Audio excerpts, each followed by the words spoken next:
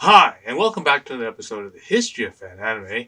I'm your host, William Chow. In today's episode, we're going to get back into a new decade. Okay, so I already did the top 30 OVAs, TV shows, and movies for the 1980s.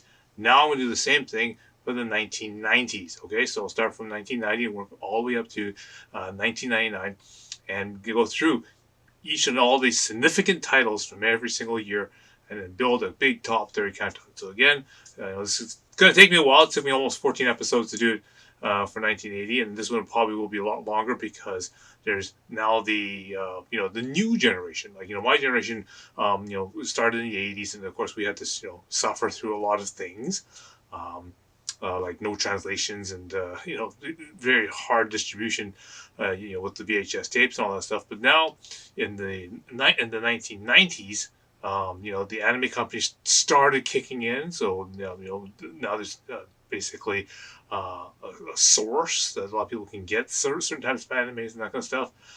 Big boom in the new OAVAs and animes and movies that sort of came out. So a lot more titles we can deal with.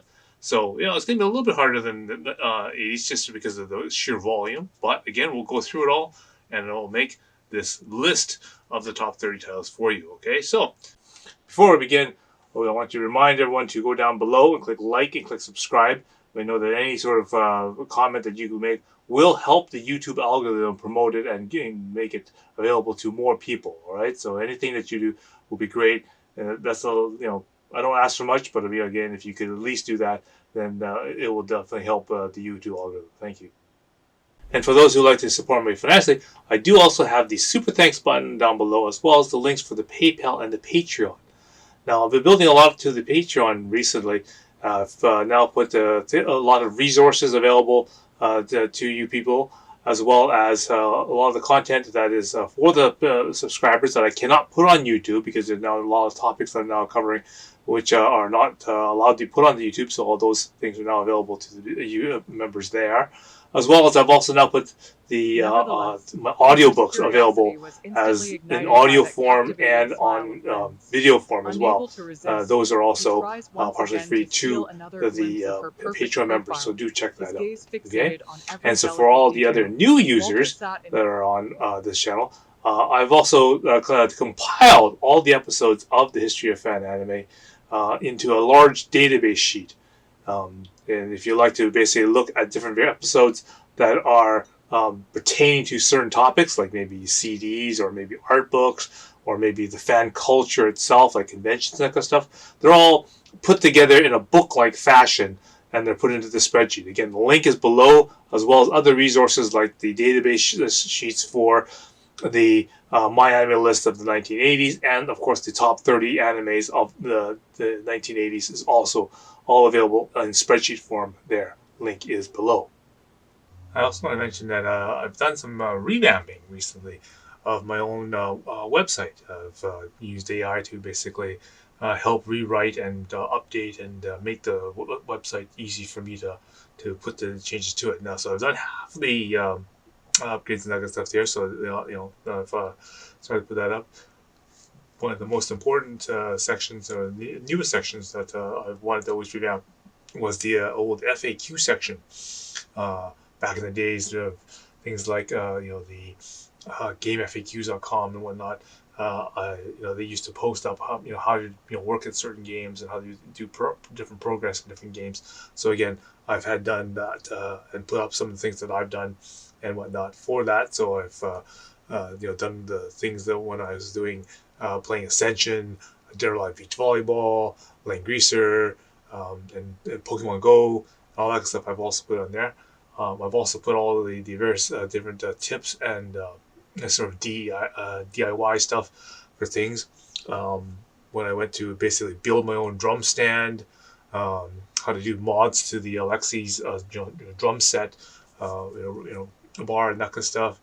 I also have done things like when I bought my Korg guitar, how to do maintenance and different modifications of that. So again, if you want to have a quick look at that and see all the various different little things and more, basically know more about me, do check it out. I will do more updates and that kind of stuff, because I'm going to try to transport the database and that kind of stuff of all the episodes and that kind of stuff onto this website as soon as I can figure out how to actually get the code for that. So again, take some time to check that out. Okay, so we start off the spring session of 1993, so that's the second season. Now, spring is usually good because this is when a lot of new programming comes out, and you can see by the first row of all the new releases on TV shows, all again blockbuster, very good ranking series. Okay, so we start with again the long-awaited sequel for the Sun and Moon series. They now release Sun and Moon R. Again, that's going to destined to be going to be one of the top shows of 1990s. We have the new edition of Gundam, V Gundam or Victory Gundam. Again, more conflict with kids in war and that kind of stuff. Again, I didn't like it as one of my favorite sort of non timeline sort of Gundams, that kind of stuff. But definitely it was a very popular one. I think it'll pave the way to like things like Wing Gundam. I like G Gundam and whatnot. So definitely a good reason. And of course, the last one is GS Mechanic Ghost Sweeper Mechanic. This wasn't necessarily popular as well. I didn't do very much personal work with it, but I know some of the other fan clubs and the other fan subbers really delve into this one. And again, it just shows that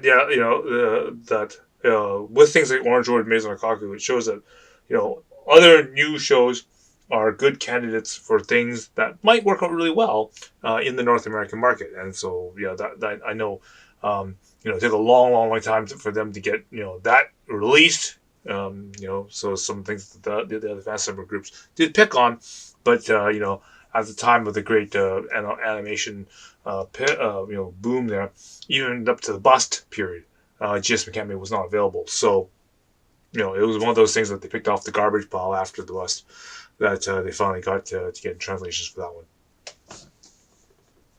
Okay, so we move on to the next line here. So from a list of blockbuster great hits to absolutely nothing. Yaiba, again, a series that actually even was promoted in a couple issues of Animedia magazine. No interest in North America. Dragon League sounds like something that might be like a new RPG game or something like that. No, it's a thing about soccer and sports animes in North America. Zero interest at all. So that was another crap shot. And the last one is Gausauer. Again, another one of these aliens are going to attack the Earth, and again, the savior for the Earth comes out and tries to save it. Another Sunrise project. So they've got experience with these, Earth being taken over by things. But again, with giant robots and kids, no. Sunrise needs to stick with Gundam and not try to release both Gundam and this these kid shows at the same time. That's why they're both failures. Anyway, nothing happens in terms of North American interest in these titles. Okay, and the last two here is Iron Leaguer, which is just another one of these sort of a tournament version, building your own robots and battling against each other sort of thing. So it's like those mighty boxing robot toys in an animated form. Again, nobody cared about that show over here. And the last one is, they would refer to as Dinosaur Planet. So that's, more like using anime to go back into the past and sort of, show sort of live action and kind of, anime sort of educational type show kind of thing, I guess. Put it together. Again, nobody cares about that kind of stuff. So, again, no response during at this time for these shows.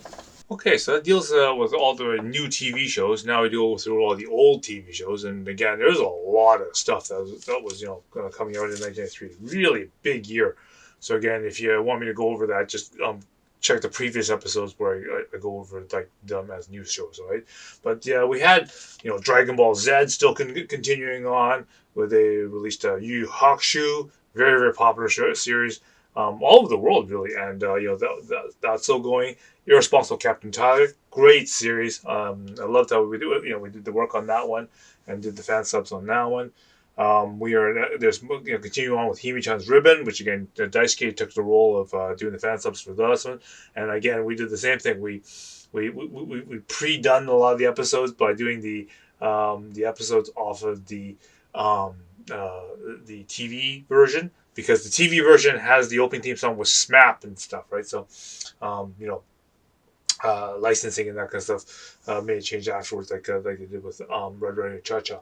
So we did the things straight from the TV versions. And of course, we continued on with Miracle Girls. Now we're on the second season of Miracle Girls. Daisuke wasn't so much interested in that one, but we did finish doing the rest of that series using the laser discs when we did the fan subs for those ones. And of course, in Japan, they're still doing big shows like Korean Shinchan and Sasai-san. Those are really big in Japan. Not so much over here, but again, in terms of titles that are important to us, these are the main ones that are continuing on as TV shows here. Now let's go on to the OEVAs. Okay, so we begin with the first row of OEVAs. Again, really good titles here. We have Battle Angel. This one was one of the key initial releases from US manga, and it was really good. Great animation style, great action.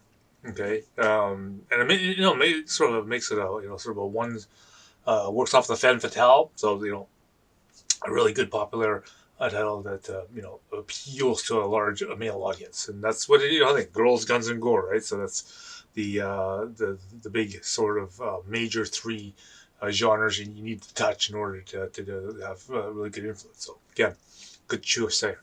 The next one is of course Oh My Goddess. Again, some more episodes of that one.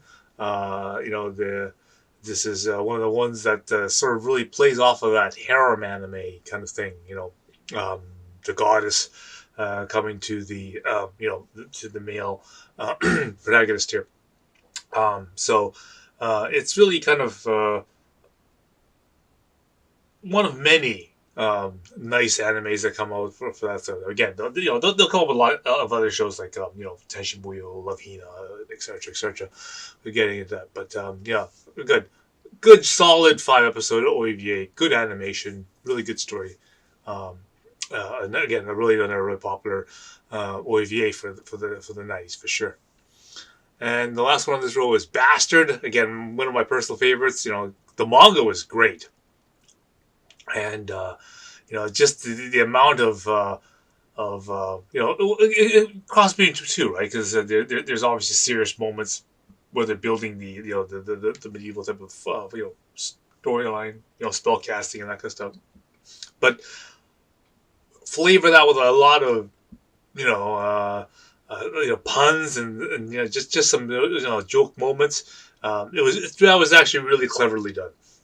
Again, a good series to follow. A short series also, I think it was 6 episodes, and definitely one to follow. Okay, so the next line here we have this Koyu kara ore wa.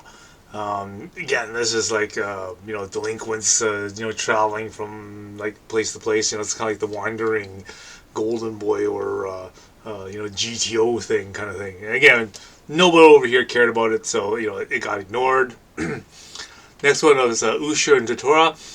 This one, ADV caught a good eye on this one.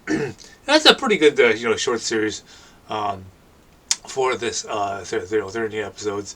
I know initially some of the fan clubs did try to do the fan subs for this one, but again, I think it was announced relatively early that ADV was going to do this one. So again, not a lot of people sort of touched it at that sort of moment, but I think there was a couple that one that showed a little bit of interest. But yeah, definitely, it'll get one of the early releases from ADV, and a pretty popular show for that. And the next one is this Yuki Morishiko. This one is like another, I guess it's a, if you want to say it, it's an all-female sort of organization. So it's like the Cat's Eye, Agent Ayeka type of thing. But you can tell right away from the artwork, it's that Cleopatra DC guy, right? So the guy who does, Area 88, again, Cleopatra DC. All that kind of stuff is his sort of thing. And again, one-shotter Cleopatra DC is an art style in itself that needs to get used to, and so again, a lot of people didn't know what this thing is and totally ignored it. Okay, so we continue the next one, the I Montagari 9 Love Stories. So again, this is a one-shot sort of thing. Now it does have some interesting stuff. Like the character designer is um, Koji Morimoto. Okay, now in himself as a character designer, isn't known for virtually anything. He has a little bit of a clip in the Robot Carnival type of thing. So he does have a little snippet clip in there. But other than that, he has worked on some really big stuff. Like I mean, he's of the time. He's done things in like Akira, Fist of North Star, Urusatsura. So a lot, So he's been worked on in a lot of like big production things. But in terms of character design, yeah, not much. And so for that moment, I guess everything else sort of, no one really paid attention to this show either. Just sort of one shot, sort of, by the side sort of thing. And so therefore pretty much ignored. The next one here is Random and One Half. Okay, best of memory. So this is one of those ones where they just take some of the cool scenes and some snippet things from the anime TV series, and they put them together into the sort of mixtape, best of collection type of thing, and throw it up. I mean, they do this all the time with things like Dragon Ball, Orgus, Macross, I think Mospita, things like that, Dan Cougar. They all do this sort of thing, so it's nothing new. And the last one is Minky Momo, another OEVA for Minky Momo. Again, based off of the TV series of the same name. Not a lot. Except in terms of magical girl shows, because Sailor Moon sort of hit, and that was the really big thing. And things like and predecessors such as like things like Creamy Mommy, Pastel Yumi, and Creamy Mami, and all that other stuff, as well as Minky Momo, just didn't really hit the cut, and just sort of missed it by that. So again, it's not that the North American fans didn't know about it; they had better things to collect at this time, and for example, like Sailor Moon, and more people were translating Sailor Moon, including ourselves. Had done all the Sailor Moon at this time, so in terms of accessible anime. And in terms of accessible magical girl shows, obviously Sailor Moon was a really big one. Of course, we were working on Himi-chan's Ribbon and Miracle Girls. So again, that was sort of the core at the time. So that's why things like Minky Momo was kind of shoved to the side. Okay, so the next one on the list is an OVA called Singles. Again, nobody knows about this one. The artist and character design just are pretty unknown, and it's a one-shot thing. So, again, just totally forgot about this this anime. The next one is Energy Night and the Laminate 40 DX. Okay, so this is the OEVA version of the Laminate Nights story.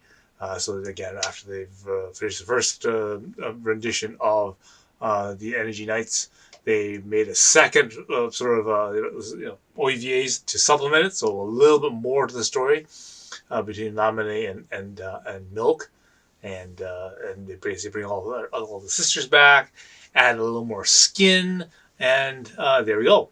We have the OEVAs.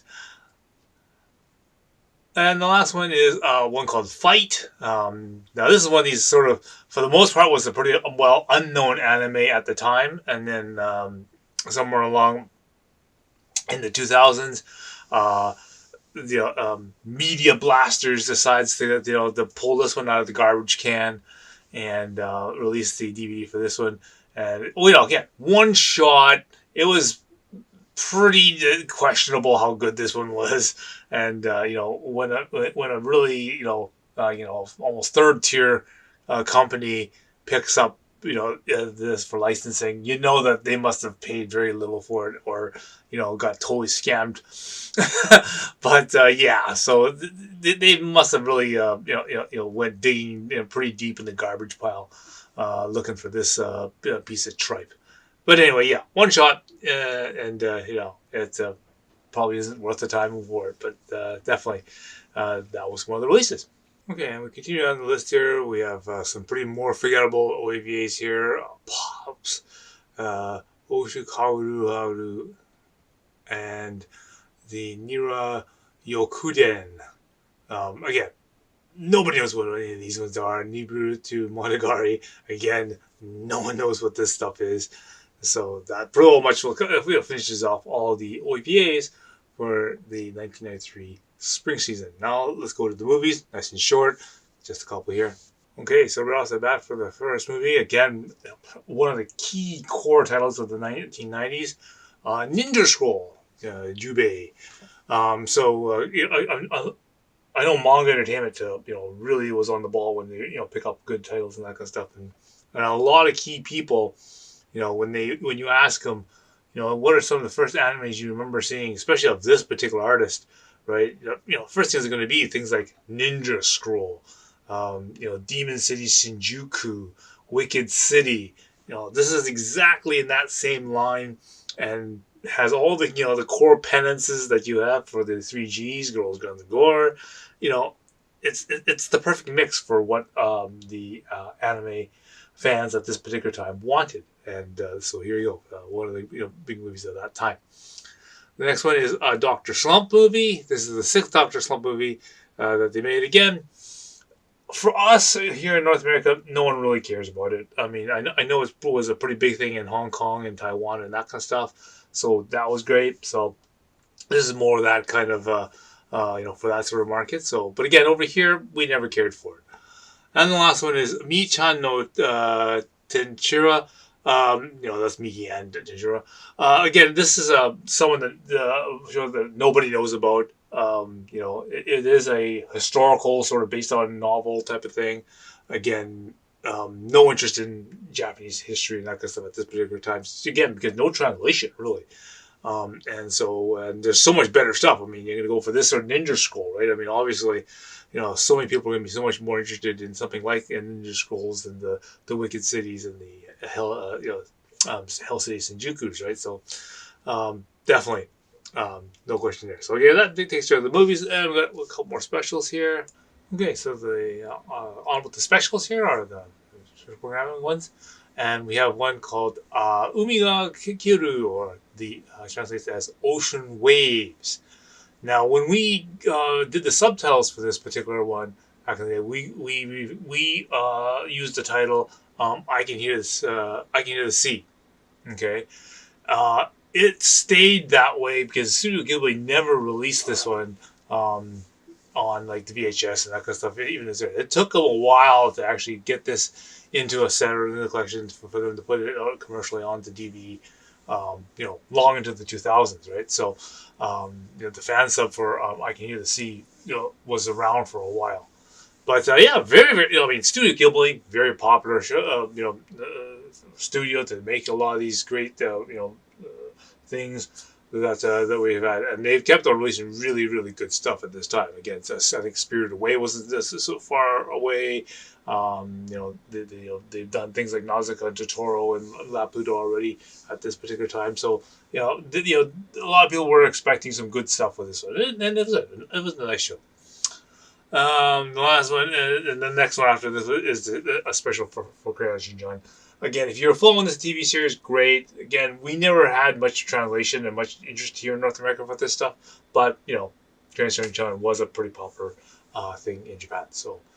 And that basically covers all the stuff for the spring of 1993. All right, hope you found that really interesting. And again, we'll help you getting into more episodes as we go through the whole entire decade of the 1990s. All right? So, until next time, I will see you again.